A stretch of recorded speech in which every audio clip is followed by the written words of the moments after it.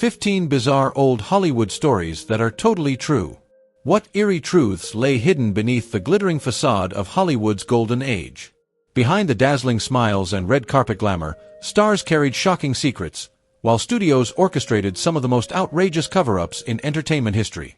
Now, step behind the curtain as we reveal 15 bizarre true stories that prove real Hollywood wasn't just glamorous. It was stranger, darker, and far more unbelievable than the movies themselves. Clark Gable. Clark Gable's $60,000 smile. I want to take this moment to thank Mr. Frank Capra, the genius director of It Happened One Night, for helping turn Clark Gable into a household name. Gable wasn't just a movie star, he was the very face of Hollywood royalty. The leading man of his era. Women swooned at his grin, and men envied the effortless charm that seemed to radiate from him. But behind that dazzling smile, one of the most famous in film history, lay a secret MGM spent a fortune to protect. By the time Gable was melting hearts in Gone with the Wind, almost no one knew the truth. His legendary smile was entirely artificial. He had lost nearly all his teeth by the age of 32, the result of gum disease and ill-fitting dental work. For a star who symbolized rugged masculinity and romantic perfection, this could have been career-ending. But MGM would not let their king of Hollywood fall. They commissioned custom dentures so expensive that, adjusted for today, they would have cost more than $60,000. Yet, even perfection had its cracks. Those dentures weren't flawless. Co-stars often complained about the foul breath caused by the prosthetics, made worse by Gable's heavy smoking. Still, they were forbidden to speak of it. The illusion had to remain intact. His smile became less about the man himself and more about the machinery of Hollywood, a system of publicists, fixers, and even dentists, all working to maintain the fantasy.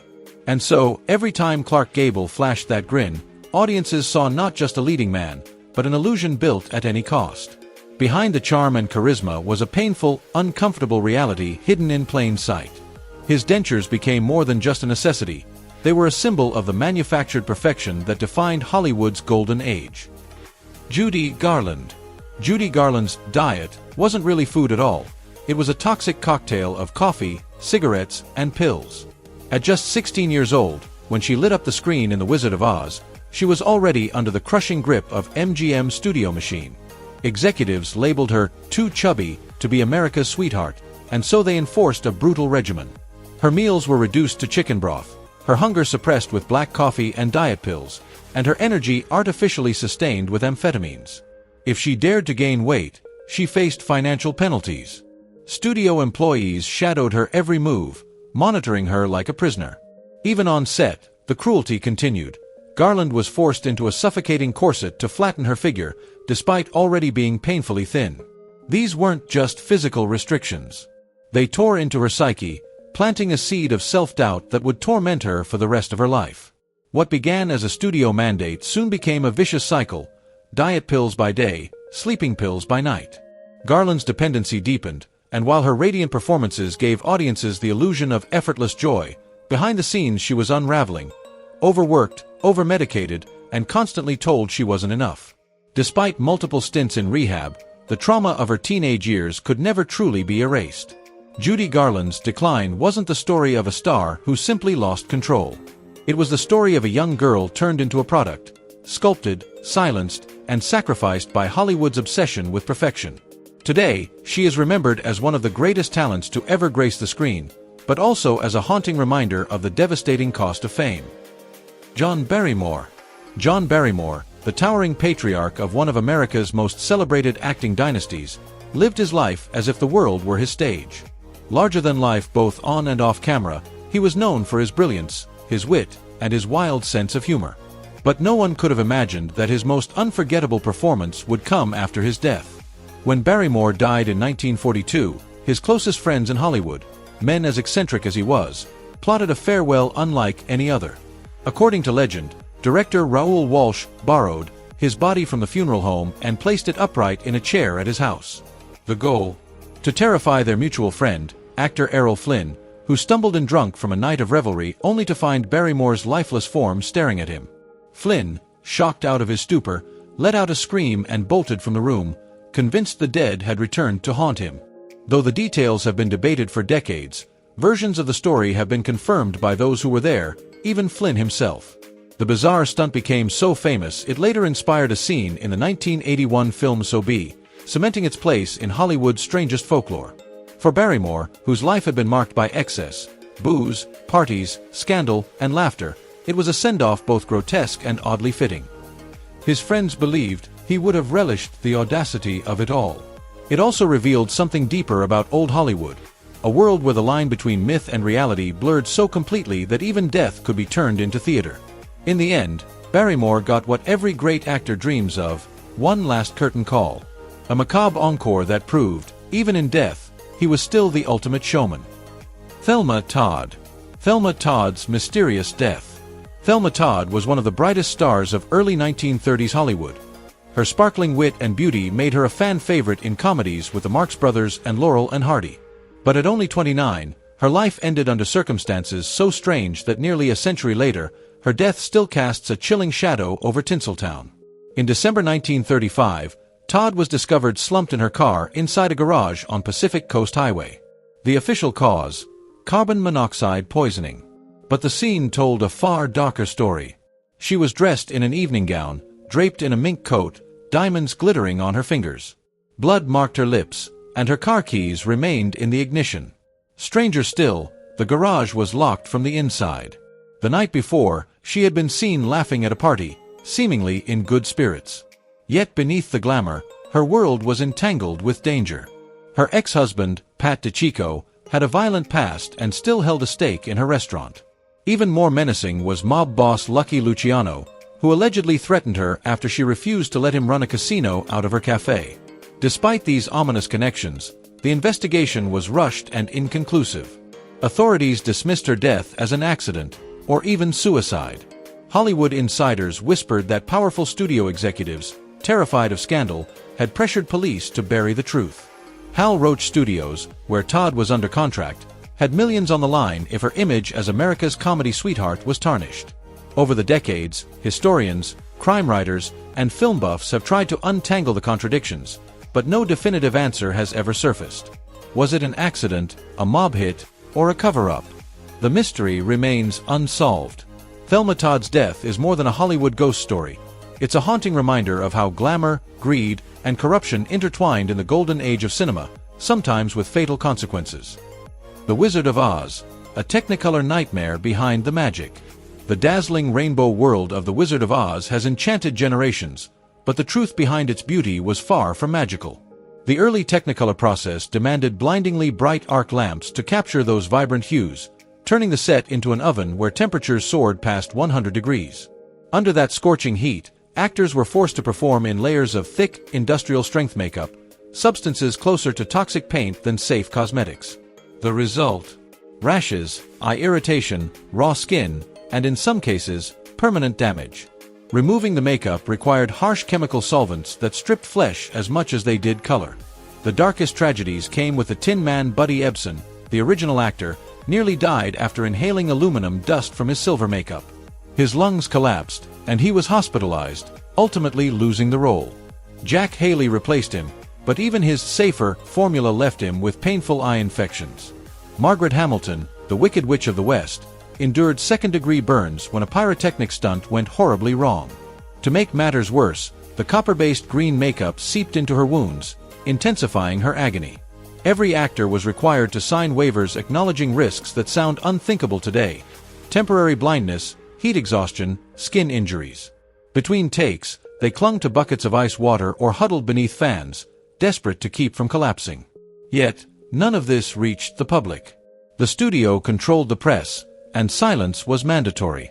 What audiences saw as a whimsical fantasy was, in reality, a grueling ordeal.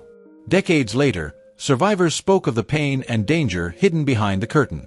The Wizard of Oz remains a timeless classic, but one built on the very real suffering of those who gave their bodies, their health, and in some cases their futures, to bring that dream to life. The Curse of the Misfits. When The Misfits hit theaters in 1961, it was meant to be a masterpiece, a haunting meditation on loneliness, broken dreams, and the fading spirit of the American West. Written by legendary playwright Arthur Miller for his wife, Marilyn Monroe, the film brought together three of Hollywood's most luminous stars: Monroe, Clark Gable, and Montgomery Clift. But what unfolded behind the cameras was far darker than anything on screen. A string of eerie tragedies and chilling coincidences that would forever brand the film as cursed. The production was grueling from the start. Filmed under the scorching Nevada desert sun, temperatures often soared past 110 degrees Fahrenheit. Monroe, already fragile and struggling with pills and alcohol, wilted under the heat. Her marriage to Miller was unraveling, and her frequent absences brought the shoot to a grinding halt. Meanwhile, Clark Gable, at 59, insisted on doing his own brutal stunts, being dragged by wild horses, slammed to the ground, and pushed to his limits under the relentless sun. Just days after filming wrapped, he suffered a massive heart attack and died. Many believed the film had cost him his life. Monroe, devastated by Gable's death and trapped in her own downward spiral, would be gone within a year, found lifeless from an overdose at just 36. Montgomery Clift, once the golden boy of Hollywood, was already a ghost of himself. Scarred from a near-fatal car crash and consumed by addiction, he barely made it through the film. 5 years later, he too would be dead at 45. Even director John Huston wasn't spared the chaos. Obsessed with gambling, he often disappeared to Reno casinos, leaving the set leaderless. The lack of control only deepened the production's sense of doom. And yet, out of this turmoil came a film now hailed as a classic, raw, aching, and strangely prophetic. For Monroe, Gable, and Clift, The Misfits was not just their final performance, but a haunting farewell. Today, the movie stands as more than just cinema. It's a tragic epitaph, the glamorous mask of old Hollywood shattering under the weight of its own demons.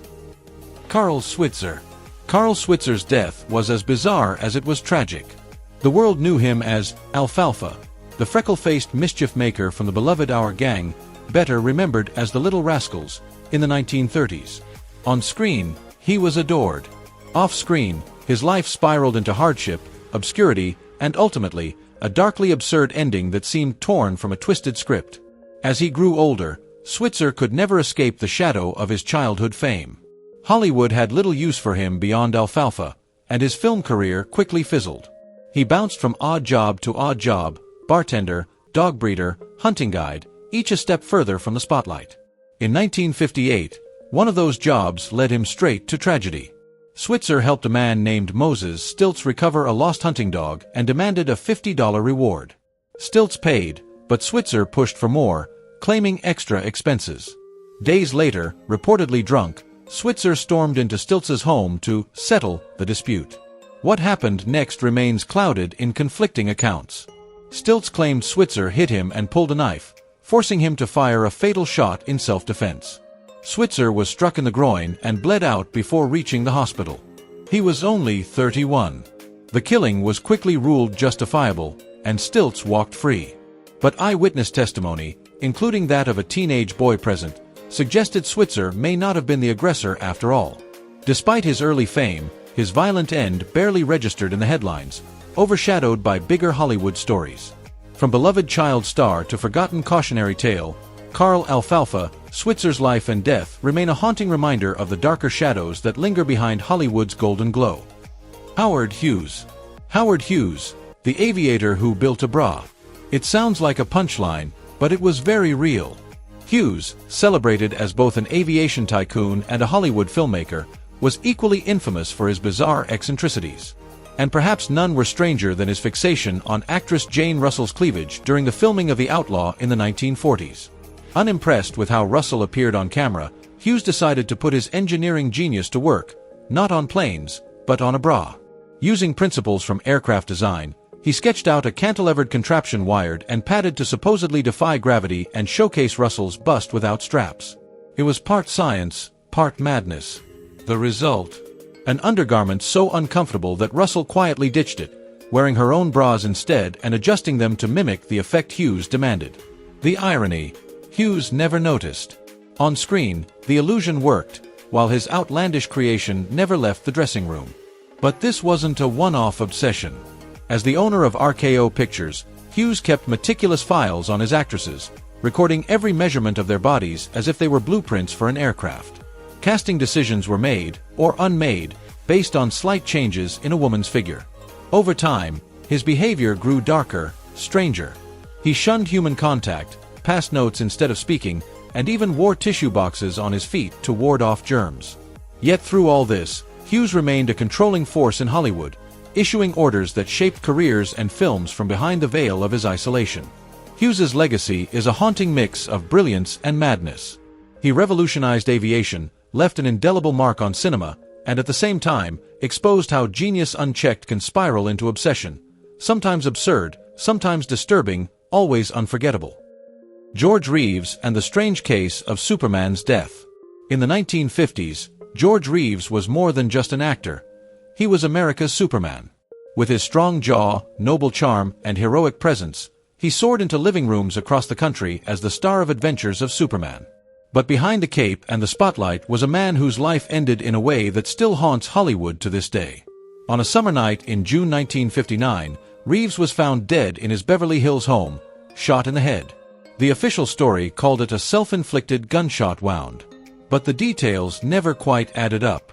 His fiancée, Leonore Lemon, and several guests were downstairs partying when they heard the shot. Strangely, they waited nearly an hour before calling the police. And when investigators arrived, the scene was riddled with contradictions. The gun had no fingerprints. The shell casing was discovered beneath his body in an odd position. Reeves's corpse bore mysterious bruises that couldn't be explained away. Even more troubling, Reeves had plans, big plans. He was preparing for his upcoming wedding and was in talks about reviving his career.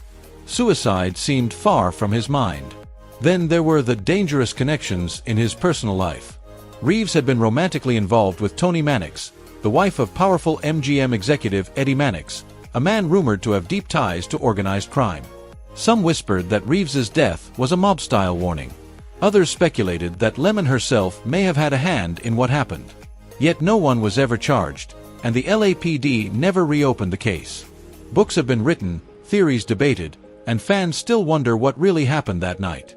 Was it suicide, murder, or something in between? To this day, the truth remains buried, perhaps intentionally, by forces too powerful to expose. The man who once embodied the invincible Superman met an end clouded in secrecy, leaving behind a story with far more questions than answers. Joan Crawford. Joan Crawford versus Bette Davis, Hollywood's most notorious feud. Few rivalries in showbiz history carried as much venom, drama, and sheer pettiness as the decades-long war between these two screen legends. What started as professional jealousy in the 1930s soon exploded into a spectacle of insults, sabotage, and revenge that captivated Hollywood for generations. It began on the set of Dangerous when Davis fell for her co-star Franket Tone. But before romance could bloom, Crawford swooped in, seducing and marrying him, reportedly out of spite. Davis never forgave her. From that moment on, their rivalry spilled across movie sets, red carpets, and award stages. By the early 1960s, both women were struggling to reclaim their fading stardom. Ironically, they were cast together in Whatever Happened to Baby Jane, a film that reignited their careers and reignited their hatred. On set, the feud turned physical. Crawford allegedly sewed weights into her costume so Davis would injure her back while dragging her across the floor. Davis struck back by having a Coca-Cola machine installed on set, knowing full well Crawford had stock in Pepsi. The climax came at the 1963 Academy Awards. Davis earned a nomination for Baby Jane, Crawford did not. In a masterstroke of revenge, Crawford arranged to accept the Oscar on behalf of the absent winner and Bancroft. When Bancroft's name was announced, Crawford glided past Davis, dazzling the cameras as she claimed the golden statue for herself. The war never truly ended.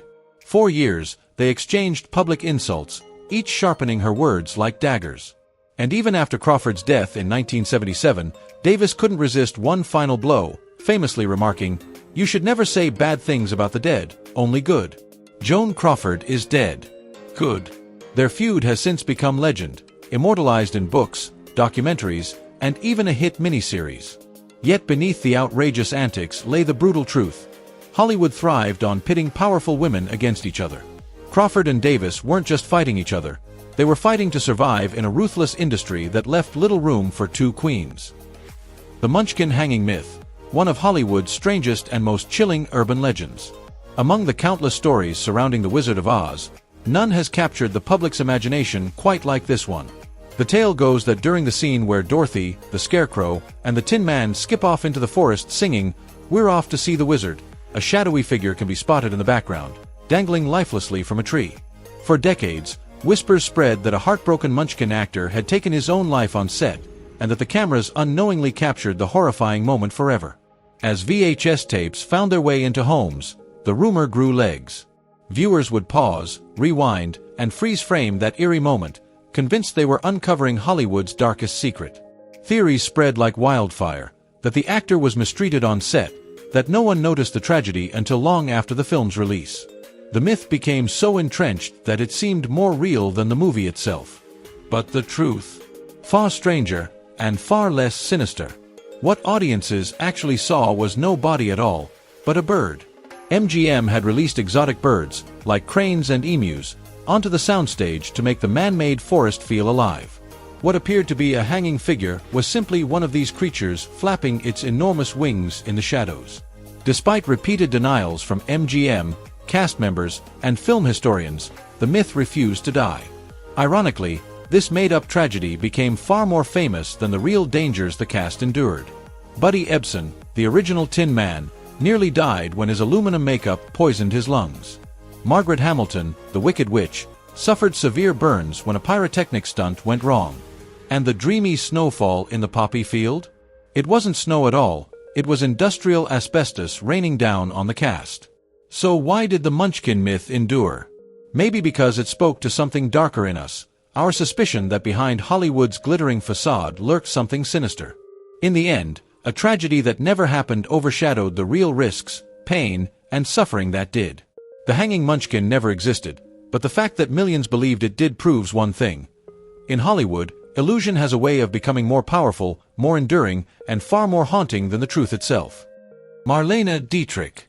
Marlene Dietrich's lighting clause remains one of the most fascinating power moves of Hollywood's golden age. To the public, she was a glamorous star with an untouchable mystique. But behind the camera, she was a strategist, a woman who understood that in Hollywood, image was everything, and she would control hers at all costs. Unlike most actresses of the 1930s and 40s, Dietrich didn't just show up and hope the camera loved her. She demanded to approve the cinematographer, oversaw the lighting setups herself, and carried a mirror to check her look between takes.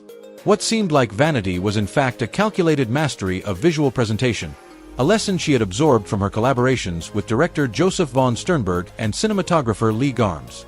They taught her that light could sculpt the face like clay, hiding lines, sharpening cheekbones, and transforming reality into myth. So meticulous was Dietrich that she traveled with her own lighting technician, Gene Corman, ensuring that no matter where she filmed, her signature glow followed her. Directors sometimes fumed at her interference, but the results spoke for themselves. Her carefully placed key light, hovering just above and to the side of her face, created an ethereal radiance that became instantly recognizable as the Dietrich look. On Destry Rides Again, she sparred so fiercely with studio technicians over lighting that she practically co-directed her own close-ups. In an era when actresses rarely had any say in creative decisions, Dietrich wielded an influence usually reserved for powerful male directors. And she wasn't doing it out of insecurity. Dietrich's lighting clause was not the whim of a diva. It was the bold maneuver of a woman who grasped Hollywood's machinery better than most of the men running it. By controlling the shadows and highlights, she controlled her image. By controlling her image, she controlled her legacy. Her story is more than an anecdote about vanity. It's a testament to her agency, her vision, and her refusal to let a male-dominated studio system dictate how the world would see her. Tallulah Bankhead. Tallulah Bankhead was Hollywood's wild card, brilliant, brazen, and utterly uncontrollable. No, Charles, it isn't true. It never is true. I sometimes wish it were, she once quipped, capturing the essence of her life, a mix of rumor, wit, and unapologetic defiance. Unlike the polished screen goddesses of her era, Bankhead carved her legend by breaking every rule the studios tried to impose. Born into Southern aristocracy and raised in privilege, she made her way from London's West End and Broadway stages to the glare of Hollywood in the 1930s. While other actresses were carefully molded into images of grace and propriety, Tallulah flipped the script. She smoked cigars, swore like a sailor, and was openly bisexual at a time when such truths could end a career. She lived loudly, laughed louder, and refused to hide who she was. Her most famous screen role came in Alfred Hitchcock's 1944 thriller Lifeboat, where she commanded attention as much off-screen as on. On set, she famously refused to wear underwear, dismissing crew complaints with her razor-sharp wit. "Darling, I don't wear underwear. And if you see anything you haven't seen before, just throw a net over it." It was scandalous, outrageous, and pure Tallulah. Her refusal to play by Hollywood's rules went even further. While most actresses bent to the will of studio bosses like Louis B. Mayer and Daryl Zanuck, Bankhead boldly refused long-term contracts. That independence cost her steady work and the publicity machines that made others into icons, but it gave her the freedom to live and speak without fear. She became a cult figure among her peers and an early icon for the LGBTQ+ community, though it meant her Hollywood career was shorter than it might have been. Bankhead was a walking contradiction, wild yet brilliant, scandalous yet respected. In a town obsessed with image, she was defiantly real. Her antics weren't just outrageous, they were revolutionary, striking at the very heart of the studio system's control. And while she may not have been the most bankable star of her time, she remains one of its most unforgettable. Roscoe Arbuckle. Roscoe "Fatty" Arbuckle was once the king of silent comedy, a beloved giant whose slapstick brilliance filled theaters and made audiences roar with laughter. But in 1921, his glittering career came crashing down in what became Hollywood's very first major scandal, a firestorm that forever changed the way studios handled their stars. At the heart of it was the tragic death of aspiring actress Virginia Rappe.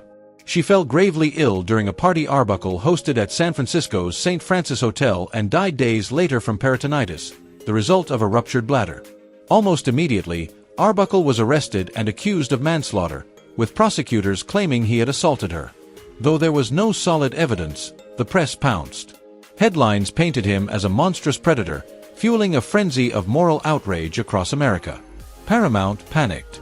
His films were pulled from theaters, screenings canceled, and the once celebrated comedian was suddenly toxic, blacklisted overnight.